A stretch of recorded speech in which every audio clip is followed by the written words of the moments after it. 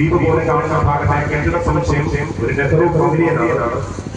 വള്ളംകളി കാണുവാൻ വരുന്ന VVIPകളൊക്കെ പ്രധാനപ്പെട്ട വ്യക്തികൾ, ഇന്ത്യയുടെ വിവിധ രാഷ്ട്രപതിമാർ, പ്രധാനമന്ത്രിമാർ, സംസ്ഥാന മുഖ്യമന്ത്രിമാർ, സംസ്ഥാന മന്ത്രിമാർ, ക്രിക്കറ്റിൽ സച്ചിൻ തെണ്ടുൽക്കർ തുടങ്ങി രാഷ്ട്രീയ, സാമൂഹിക, സാംസ്കാരിക, കലാകായിക മേഖലകളിലുള്ള പ്രമുഖ വ്യക്തിത്വങ്ങൾക്കൊക്കെ ആതിഥ്യം അറിയിക്കുന്ന ഒരു നെഹ്റു പവലിയനാണ്. അതിന്റെ പുറകു ഭാഗത്തോടെയാണ് പിന്നവടക്കാരനെ പ്രവേശിച്ചത്. ഈ ദ്വീപ് പോലെ കാണുന്ന ഭാഗത്തെ ആ കെട്ടിട സമുച്ചയം നെഹ്റു പവലിയനാണ്. അതിനുമപ്പുറത്തായി നിങ്ങൾക്ക് മനോഹരമായ മറ്റൊരു കാഴ്ച കാണുവാൻ പറ്റും.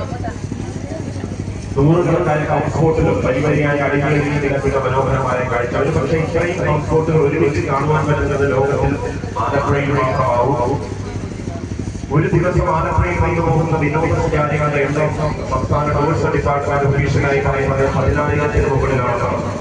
അത്രയും വരുന്ന 10,000-ന് മുകളിൽ വരുന്ന വിനോദസഞ്ചാരികളെ കായൽ കാഴ്ചകൾ കാണുവാനായി സ്വീകരിച്ച് കായൽ കാഴ്ചകൾ കാണിക്കുന്നതിനായി 2,000-ഓളം ഹൗസ് ബോട്ടുകളാണ് ദിനംപ്രതിയധികം സ്വകാര്യ മേഖലയിൽ ആലപ്പുഴയിൽ സർവീസ് നടത്തുന്നത്. 2,000-ഓളം ഹൗസ് ബോട്ടുകൾ സർവീസ് നടത്തുന്നതിന്റെ ഭാഗമായി ആലപ്പുഴയിലെ ഏറ്റവും വലിയ ഹൗസ് ബോട്ട് ടെർമിനലാണ് ബോട്ടിന്റെ ഇടത് ഭാഗത്ത് നിങ്ങൾക്ക് കാണുവാനാവുക.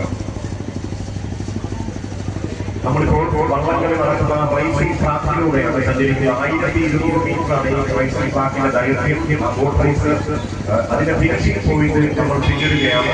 സ്റ്റാർട്ടിംഗ് പോയിന്റിലേക്ക് മുന്നോട്ട് പോകുമ്പോൾ നമുക്ക് സ്റ്റാർട്ടിംഗ് പോയിന്റ് കാണാവുന്നതാണ്. കഴിഞ്ഞ വർഷം